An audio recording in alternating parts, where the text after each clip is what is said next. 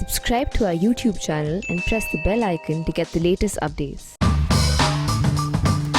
There was a surprise address to the nation by the Prime Minister today. In fact, the moment his Twitter handle, PMO India, put out the announcement in the morning, there was speculation, but this time I think we pretty much knew, we had a good idea what was this going to be about. There was going to be no big surprise at this point. This is the season of COVID-19 second wave. The wave is right now waning. So we were all expecting a statement from him about maybe condolences, sympathies for those who've suffered, but also plans going ahead. And there was also widespread expectation that he will speak about sort of rebooting the vaccination program. One, because a lot of the states have been pushing back, saying this is not working. Second, from the first week of April, we have begun to see vaccine shortages. In fact, mid-April, the Prime Minister had said, let's have vaccine utsav of Tika Utsav of 3 days. One of those days, the numbers went up, and since then the numbers have been declining, and they declined quite badly. Lately, for the past 3-4 days, they seem to be picking up sort of in 3 million, 3.5 million doses a day. So a correction was expected, and the correction happened. The states were demanding it, and also there was a huge pushback coming from Supreme Court of India, which was asking tough questions, which was getting impatient, showing signs of impatience, and also asking for proper documentation and disclosure of the government, central government's vaccination policy and the facts and deliberations on which it was based. So let's get the two big headlines out of the way. The two big decisions, which in my view, if I may give my view, occasionally I do that, in my view are both excellent decisions, both good decisions. One, to say that Centre will now carry out a centralized purchase of all the vaccines to be given free to citizens of India in any age group, 18 onwards. This now takes away that very confusing 3-step policy, or the triple-decker policy, or that 3-wheeled vehicle. What was that vehicle? That 50% of all the vaccines produced in India, central government will procure, but there is a catch, and I will come to that. 50% central government will procure. Of the remaining 50%, 25% will be reserved for states to buy, and another 25% private companies will be able to sell to private sector, whoever wants to buy, laissez-faire, at a price that they set for the private sector. Now, I told you there was going to be a catch. The catch was that there were 3 prices. So, one price the central government was to pay, that price was fixed. That was 150 rupees, $2. WHO pays for Indian vaccine, which right now internationally only one vaccine is being bought, that is Serum Institute of India's AstraZeneca or Covishield, $3. So central government was to pay $2, but vaccine makers were at liberty to charge what they wanted with the state government. So each vaccine maker then set its own price. One was about twice the price, and that also, he said, after a great deal of philanthropy, he said, twice the price at which central government was buying it. The second one, that is Bharat Biotech, was charging an even higher price, then adjusted a little bit, but still higher than Serum Institute. So there was the second price for the state governments.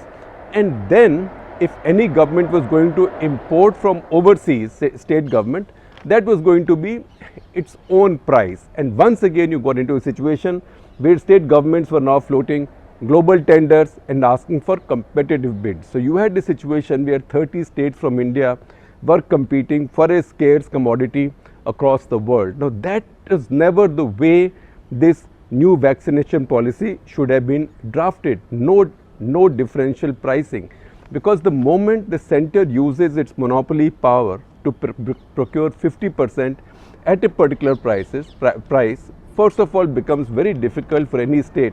So how would a state government justify to its own auditors, its own version of the CAG, that they were paying twice or thrice as much as the central government?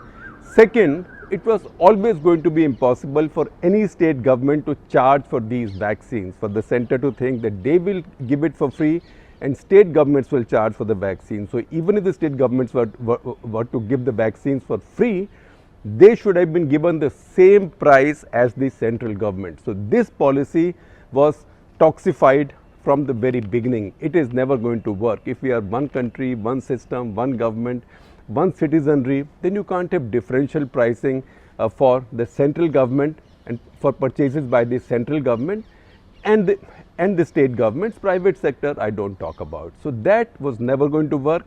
It wasn't working, and that's now been changed. So center will procure 75% of all the vaccines produced in India at whatever price it negotiates with the manufacturers, or whatever price it orders the manufacturers to supply to it for, and let the private sector buy at a price that the manufacturers will set. But again, the center has fixed the profit that the private sector can charge. Profit is now a service charge of 150 rupees. Now I might have some arguments with that, but we'll come to that later. But essentially it's a good policy reversal now. It's a U-turn, but it's a good U-turn, because when you make a mistake, you realize a mistake, it's best to make a U-turn instead of perpetuating it, or instead of digging yourself further in the same hole. You want to blame somebody, you can there's always somebody to blame. You can blame the state governments who were demanding it, as the Prime Minister did.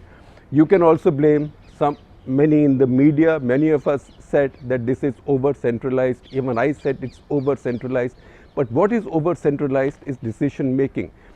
The way to decentralize is not to say that I am the center, I am all powerful, I'll buy 50% of the market where there is an oligopoly of suppliers and where there is a shortage of supplies, where demand is crazy. In that market, I will not monopolize 50% of the purchase of the production for myself at a set price.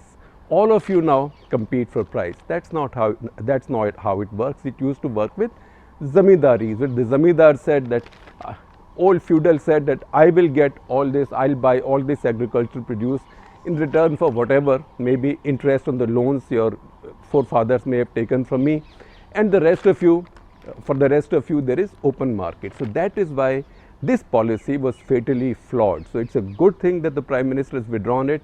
Congratulations and compliments, but he should also raise some questions internally as to what kind of shambolic policy was devised in the name of liberalization or in the name of decentralization, because that is not the way to do it. And as the state governments also realized when they floated global tenders, the basic powers in India, the regulatory powers, the power to give indemnity, the power to clear a vaccine, the power to allow trials, the power to accept trial results, the power to grant licenses, it's all with the center. None of it is with the states.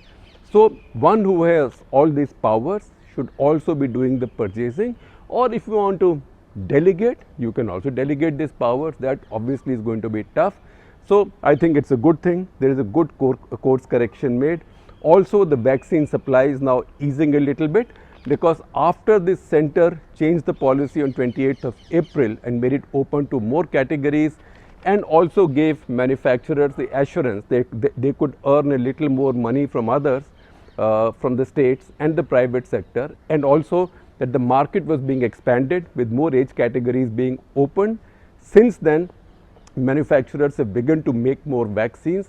Those fresh batches are now being cleared quickly in Kasauli by the Central Drug Laboratory. They've been waiting there for some time because there is a downtime for all this, and I believe from all data it does look like in another 2 weeks there will be a lot more vaccine doses available.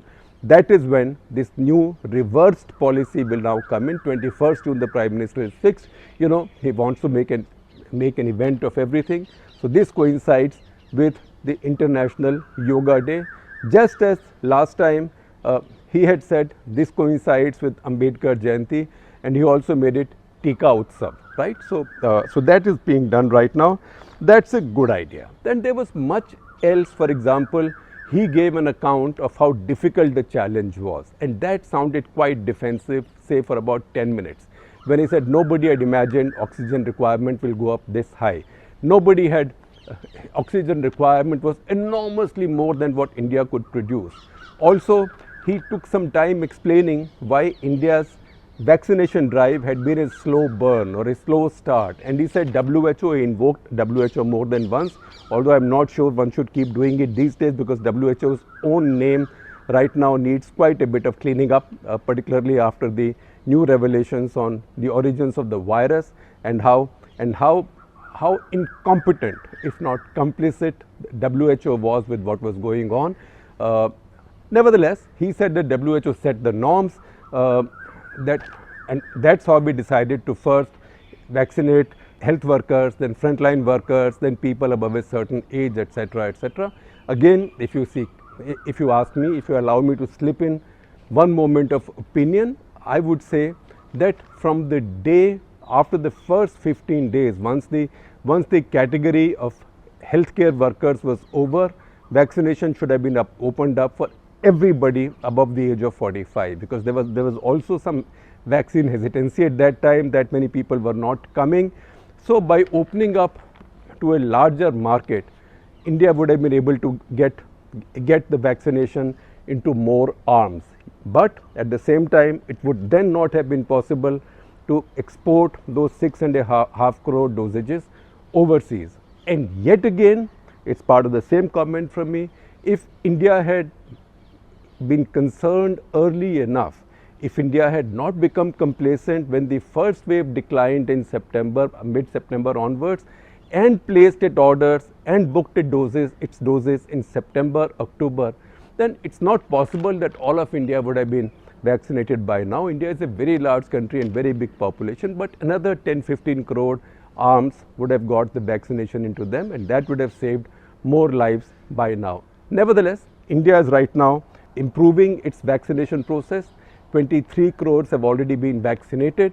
It looks like a large number. It's a larger number, say, even than the US, but as a percentage of population, it's very small. China claims a much larger number. I think the Chinese now claim more than 65 crore people having been vaccinated once with one dose, and going at crore and 60 lakh to crore and 80 lakhs a day. But somehow data coming from China is not really trusted anywhere. But it does seem that they are carrying out a lot of vaccinations and still have a lot of vaccine doses to spare to sell to others. So there are some lessons there that advanced planning works. So we might have done advanced planning in many areas, and some of our vaccine manufacturers did advanced planning, particularly the one who had foreign orders already, that is Serum Institute. Our government was found wanting there.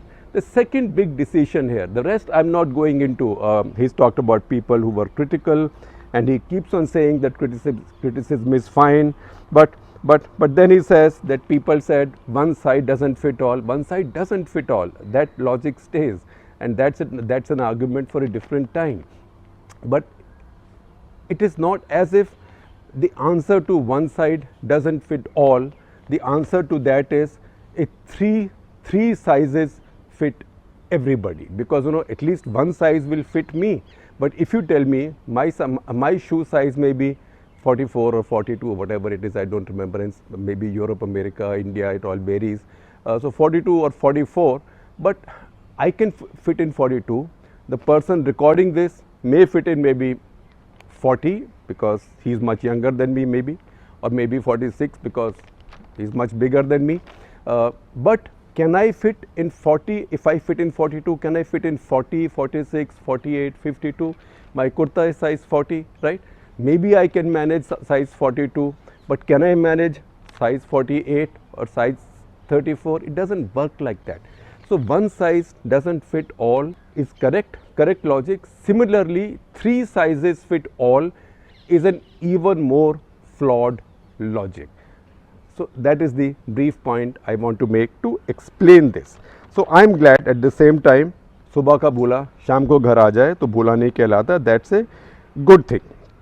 Then he's talked about some other interesting things. The second big decision that he's announced is that the free food grain program that he had announced when the pandemic first came for poor families in India, 80 crore poor families who have ration cards, that will now continue. That will not be withdrawn. That will now continue till this Diwali, which is in November this year.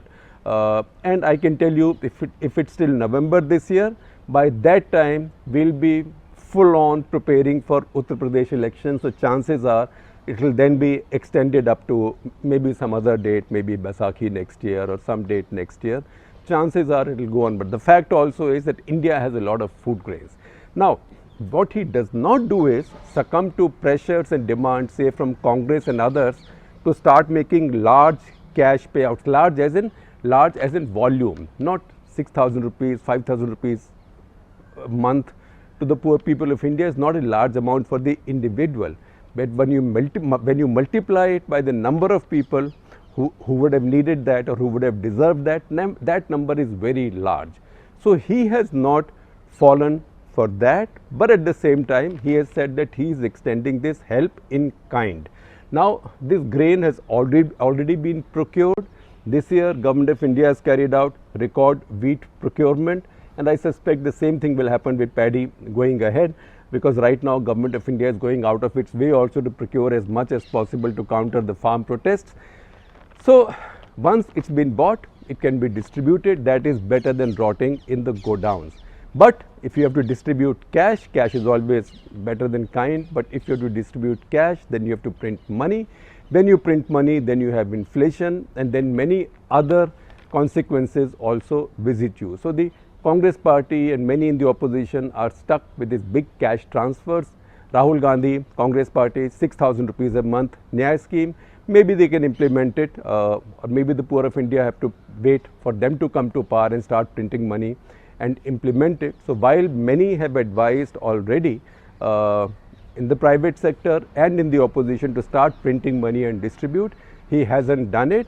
I would say that's a good decision, and also giving free grain up to Diwali at least, if not till longer, is also a good decision, because when free grain comes in poor people's hands in kind, then it frees up that much money, that much of the small incomes in these households that's available to do other things with it. So it's an indirect cash subsidy, not as good as cash subsidy, but less unaffordable than cash subsidy. Now, having said that, he talked about two things which were sort of unlike in an address to the nation. He said a lot of people, a lot of forces try to defame, demoralize, etc., India's vaccination program or India's vaccine makers. Frankly, the only people who've done it is a small community of anti-vaxxers, people who think that vaccines are evil. They are on the left and the right, and among the most prominent of them are some people or some religious leaders on the right, close to the BJP, whose name I shall not mention right now, because that becomes another dimension. We might talk about it in some detail at some other point of time. And then he said Vaad Vivad, Chhita Kashi, that there were too many taunts thrown at his government, that his government was doing this wrong, that wrong. Now that is part of politics. I am not quite sure that belongs in an address to the nation in this context, in the context of the second wave. Then to blame the states for a lot that has gone wrong, particularly to blame the states on the vaccine policy, that this was done under pressure from the states. I think all I can do is I can display to you again the political map of India. If you look at the political map of India, you will see 17 states are ruled by the BJP or its allies, right? These are Kashmir and Ladakh, because these are union territories. Kashmir and Ladakh, Himachal Pradesh, Haryana, Uttarakhand, Uttar Pradesh, Gujarat, Madhya Pradesh, Bihar, Karnataka, Goa, and all 7 states in the northeast, the BJP or its allies. So it's a lot of states. Opposition on the other hand has Punjab, Rajasthan, Maharashtra, Kerala, Tamil Nadu. Opposition means non-BJP. Not all of these are opposed to the BJP equally. For example, Odisha is quite friendly in many ways. So are Telangana and Andhra, not quite as hostile as some of the others. So Punjab, Rajasthan, Maharashtra, Kerala, Tamil Nadu, Andhra Pradesh, Telangana, Odisha, Chhattisgarh, Jharkhand and West Bengal. These are the states which are with non-BJP parties or non-BJP allies. Today, I checked with my colleague D.K. Singh, our political editor, who made a quick calculation. It's almost a dead heat population-wise and area-wise. Today, about 50% of India's population, say exactly 49 point something percent, lives in the states where the BJP rules. 50% or about 50%, maybe 50.3 or 4% lives in states not ruled by the BJP, others, but this also includes some union territories like say Chandigarh, which do not have an assembly, which are not states. So I would say it's a dead heat of 50-50. 50% living in states ruled by the BJP, 50% in states not ruled by the BJP. 52% of India's area falls under states ruled by the BJP. So in this situation, it becomes a little bit rich for the Prime Minister to blame the opposition for putting pressure on him, whereby he had to make these policy flips. So what was a flip earlier has now become flip-flopped. I am not calling it a flop. Flip-flop is a different idiom. So it's now flip-flopped. Once again, it's a good course correction, and once again, extension of free grain scheme is a good thing. And once again, the larger message, whatever the packaging, is not that of cooperative federalism. The larger message is that this tussle with the states and this unending tussle with anybody who dares to criticize is very much on and shall continue to be so.